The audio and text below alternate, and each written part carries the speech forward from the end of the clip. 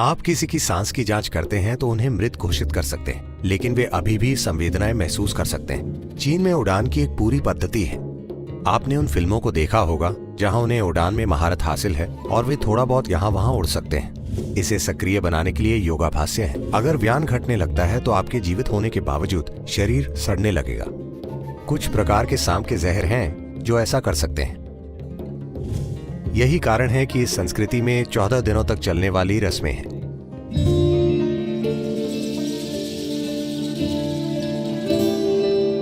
सद्गुरु, आपने जीवन के बारे में बताया और इससे एक बड़ा सवाल खड़ा होता है जो डॉक्टर्स जीवन के बारे में रखते हैं।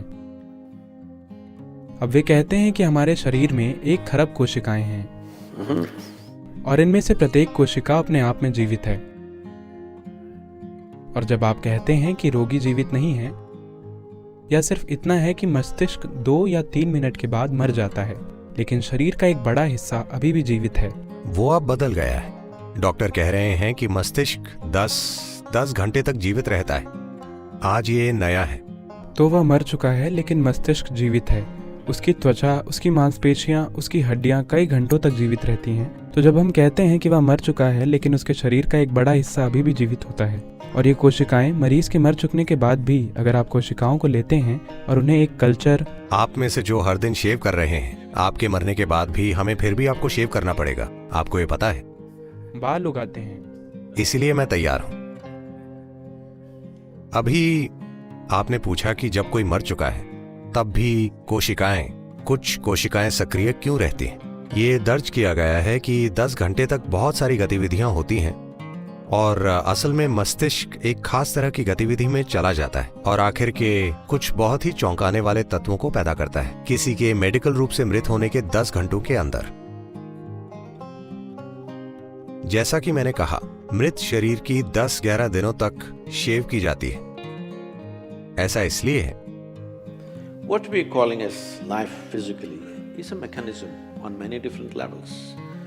There is hardware and there is software. जिसे हम शारीरिक स्तर पर जीवन कह रहे हैं, वो कई अलग स्तरों पर एक प्रणाली है। इसमें हार्डवेयर है और इसमें सॉफ्टवेयर है। आप तो हार्डवेयर के केंद्र में, हड्डियों के। सॉफ्टवेयर भी उतना ही महत्वपूर्ण है, वरना एक कोशिका को कैसे पता चलेगा कि ये एक मानव कोशिका है, कि ये एक सुअर की कोशिका या पेड़ की कोशिका या कुछ और नहीं है। इसे कैसे पता चलता है? क्योंकि ये एक पूरा सॉफ्टवेयर मौजूद है। याददाश्त है, विकास मूलक याददाश्त, अनुवांशिक याददाश्त, कार्मिक याददाश्त। सिस्टम में हर कोशिका में विभिन्न प्रकार की याददाश्त भरी गई हैं ताकि ये कभी भ्रमित ना हो। अगर आप 3 दिनों तक कुत्ते का भोजन खाते हैं तो आप कुत्ता नहीं बनेंगे, है ना?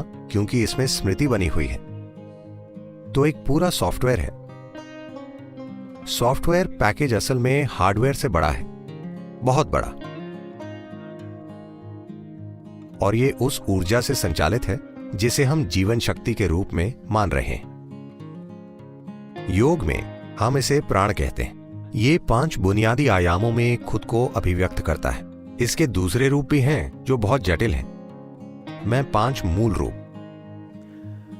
These are called pranavayu, samanavayu, apanavayu, udanavayu and vyana. इनके अलग अलग कार्य हैं। प्राण का संबंध सांस, श्वसन क्रिया और विचार प्रक्रिया से है। अगर प्राणवायु क्षीण हो जाती है तो आपकी श्वसन क्रिया चली जाएगी। तो तुरंत डॉक्टर जांच करते हैं और कहते हैं ये मर चुका है। वे उनकी छाती को पंप करने की कोशिश करेंगे। अगर सांस वापस नहीं आई तो वो मर चुका है। श्वसन प्रक्रिया और आपके फेफड़ों का काम सीधे तौर पर जुड़े हुए हैं। एक बार श्वसन बंद हो जाता है तो वो प्रक्रिया स्वाभाविक रूप से खत्म हो जाएगी। तो प्राणवायु जा चुकी है। ऐसा नहीं है कि ये एक के बाद एक जाएंगी, वो एक ही समय में जाएंगी, लेकिन एक के जाने का मतलब है कि ये चला गया है। अगर समान वायु चली जाती है, ये सिस्टम में गर्मी पैदा करने का कार्य करती है। तो एक बार जब समान वायु हल्की पड़ने लगती है तो शरीर ठंडा होने लगता है और ये अकड़ने भी लगता है। एक बार जब अपान वायु एक बड़े स्तर पर घटने लगती है तो इसका संवेदी पहलू हमें समझना चाहिए। आप किसी की सांस की जांच करके उन्हें मृत घोषित कर सकते हैं, लेकिन वे अभी भी संवेदनाओं को महसूस कर सकते हैं। ऐसे कई मामले सामने आए हैं जहां लोग घबरा गए हैं क्योंकि एक मृत शरीर में थोड़ी हरकत हुई थी। ऐसा बार बार कई बार हुआ है कि जब किसी को मेडिकल दृष्टि से मृत घोषित कर दिया गया था, लेकिन शरीर में फड़कन हुई जो बहुत हल्के तरीके से होती है क्योंकि संवेदन गतिविधि अभी भी जारी है। जीवन को अभी भी पूरा यकीन नहीं है कि ये खत्म हो गया है, ये अभी भी अपनी ओर से एक कोशिश कर रहा है। जब उदान वायु चली जाती है तब शरीर का हल्कापन भी चला जाता है। जब मैं हल्कापन कहता हूं, देखिए आप वजन में 70 या 80 या जो भी संख्या में हो, मुझे क्षमा करें, हो सकता है कि आपका वजन 50 या 55 किलोग्राम हो, जो भी आपका वजन है। मान लीजिए आप अभी बहुत खुश और जीवंत हैं, आपको खुद पर 50 किलोग्राम का वजन महसूस नहीं होता है ना? Hello? लेकिन वजन मौजूद है। अगर आप वजन की मशीन पर खड़े हैं तो ये दिखाएगी, लेकिन जब आप चलते हैं तो ये महसूस नहीं होता क्योंकि ये उड़ान एक उछाल पैदा करता है। इससे आपको गुरुत्वाकर्षण का बल कम महसूस होता है। इसे सक्रिय करने के लिए योगाभ्यास हैं। चीन में उड़ान की एक पूरी पद्धति है। आपने उन फिल्मों को देखा होगा, हॉलीवुड फिल्में, वो कौन सी हैं? क्राउचिंग टाइगर या ऐसा ही कुछ क्या? हाँ, तो ये उड़ान की संस्थाएं हैं जहां उन्होंने उड़ान में महारत हासिल की है, जहां वे हवा में थोड़ा बहुत यहाँ वहां तैर सकते हैं। खैर, फिल्मों में थोड़ा बढ़ा चढ़ाकर होता है, लेकिन शरीर ज्यादा हल्का, ज्यादा उछाल वाला बन जाता है। एक मार्शल आर्ट फाइटर के लिए उछाल का होना बहुत महत्वपूर्ण है। ऐसे कई मामले सामने आए हैं जहां कुछ बैले डांसर और मार्शल आर्ट एक्सपर्ट्स ने वो कर दिखाया है जो शारीरिक रूप से संभव नहीं लगता था। वे उतनी ऊंचाई तक उछले जिसे सभी भौतिक वैज्ञानिकों ने बिल्कुल असंभव माना, लेकिन सिर्फ ज्यादा उछाल पैदा करके वो उस स्तर से आगे निकल गए। तो उड़ान उछाल को तय करता है। एक बार जब उड़ान कम होना शुरू होता है, अचानक शरीर भारी हो जाता है। वजन हमेशा वही रहता है, वजन नहीं बढ़ता, लेकिन अब आप ज्यादा वजन महसूस करते हैं क्योंकि उड़ान चला गया है। डॉक्टरों को ये पता हो सकता है, शायद डॉक्टर ये काम नहीं करते। जो लोग अस्पताल में काम करते हैं वो जानते होंगे एक जीवित व्यक्ति को और एक मृत व्यक्ति को उठाकर ले जाना, इसमें एक बड़ा अंतर होता है, सिर्फ इसलिए क्योंकि उड़ान चला गया है, अब कोई उछाल नहीं। चौथे आयाम को व्यान कहते हैं। इसकी प्रकृति संरक्षण की है। अगर व्यान घटने लगता है तो आपके जीवित होने के बावजूद शरीर सड़ना शुरू हो जाएगा। कुछ खास तरह के सांप के जहर हैं जो ऐसा कर सकते हैं। अगर वो आपको काटते हैं तो आप मरेंगे नहीं, लेकिन शरीर के अंग वास्तव में अलग होकर गिरने लगेंगे क्योंकि व्यान घट रहा है और अंग अलग होने लगेंगे। तो जैसे ही व्यान कम होता है, सड़ने की प्रक्रिया शुरू हो जाएगी।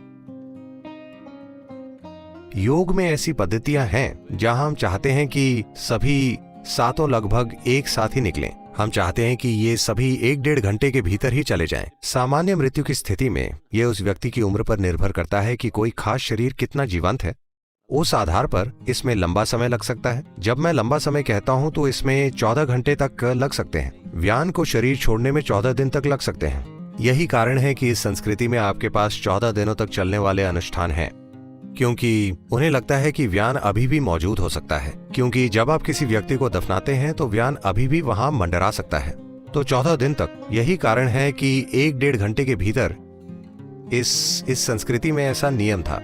अगर कोई मर जाता है तो 1-1.5 घंटे के भीतर ही आपको उनका दाह संस्कार कर देना चाहिए। लेकिन फिर गलतियां हुई। जब वे अभी भी जीवित थे, किसी ने उन्हें अंतिम संस्कार की चिता पर डाल दिया तो उन्होंने इसे 4 घंटे तक बढ़ा दिया। 4 घंटे के भीतर आपको दाह संस्कार कर देना चाहिए। लेकिन आजकल कुछ और मुद्दे हैं, इसके बारे में हर तरह के मुद्दे हैं। तो लोग 1 दिन 2 दिन इंतजार करते हैं। बेटी अमेरिका में है, उसे आना है, वो 3 दिन बाद आएगी और वे इंतजार करेंगे। लेकिन ये सोच उसके लिए है जो मर चुका है। हमें यह समझना चाहिए, आप लोगों को मरा हुआ डायग्नोज नहीं करते, आप उन्हें मरा हुआ घोषित करते हैं। ठीक, इसमें अंतर है। तो जब आप उन्हें मृत घोषित करते हैं तो आपके लिए वो मर चुके होते हैं। जहां तक उस व्यक्ति का सवाल है, एक तरह से उसके साथ जो हुआ है वो ये है कि वो शरीर से निकल गया है। उसने अपना शरीर खो दिया है। जीवन भर वो यही सोचता रहा कि वो एक शरीर है। उसे कभी एहसास नहीं हुआ कि हम जो भौतिक पदार्थ ढोते हैं वो इस धरती से इकट्ठा किया हुआ है। उसने कभी इसका एहसास नहीं किया। जब वो अचानक शरीर से बाहर खिसक जाता है तो वो शरीर के आसपास मंडराता है, क्योंकि उसने अपनी भेदकारी बुद्धिमत्ता खो दी है। एक बार जब आप शरीर छोड़ देते हैं तो भेदकारी बुद्धि मौजूद नहीं होती, तो वो उस शरीर के आसपास मंडराता है। तो इस संस्कृति में हमने कहा कि जिस क्षण हम निश्चित हैं कि कोई व्यक्ति पक्के तौर पर मर चुका है, तो आपको तुरंत उसका अंतिम संस्कार कर देना चाहिए, क्योंकि ये उस मृत व्यक्ति के लिए अच्छा है, ताकि उसे पता चल जाए कि खेल खत्म हो गया है। और ये जीवित लोगों के लिए भी अच्छा है। आपने देखा होगा कि अगर कोई व्यक्ति जो आपको बहुत प्रिय है मर जाता है और उसका शरीर यहाँ पड़ा है, तो आपको मति भ्रम होता रहता है। हो सकता है कि वो बस सो रहे हों, हो सकता है कि वो उठ बैठे, और हो सकता है कि कोई चमत्कार हो जाए, शायद कुछ और हो जाए। ये अनावश्यक रूप से चलता रहेगा। आप देखेंगे कि लोग रो रहे हैं और बड़ा भावनात्मक नाटक हो रहा है। लेकिन जिस पल आप उनका अंतिम संस्कार करते हैं तो आप देखेंगे कि हर कोई शांत हो जाएगा। क्या आपने इस पर गौर किया है? हमेशा, क्योंकि अब हर कोई जानता है कि खेल खत्म हो चुका है। तो ये जीवित के लिए है और ये मृतक के लिए है। तो जीवन के द्वारा इस सिस्टम को छोड़ने के संबंध में ये बहुत उलझा हुआ है। ये कोई बुलबुला नहीं है जो फूटकर ऐसे चला जाएगा। ये चरणबद्ध तरीके से निकलता है, क्योंकि ये चरणबद्ध तरीके से अंदर आया है और ये चरणबद्ध तरीके से ही जाएगा।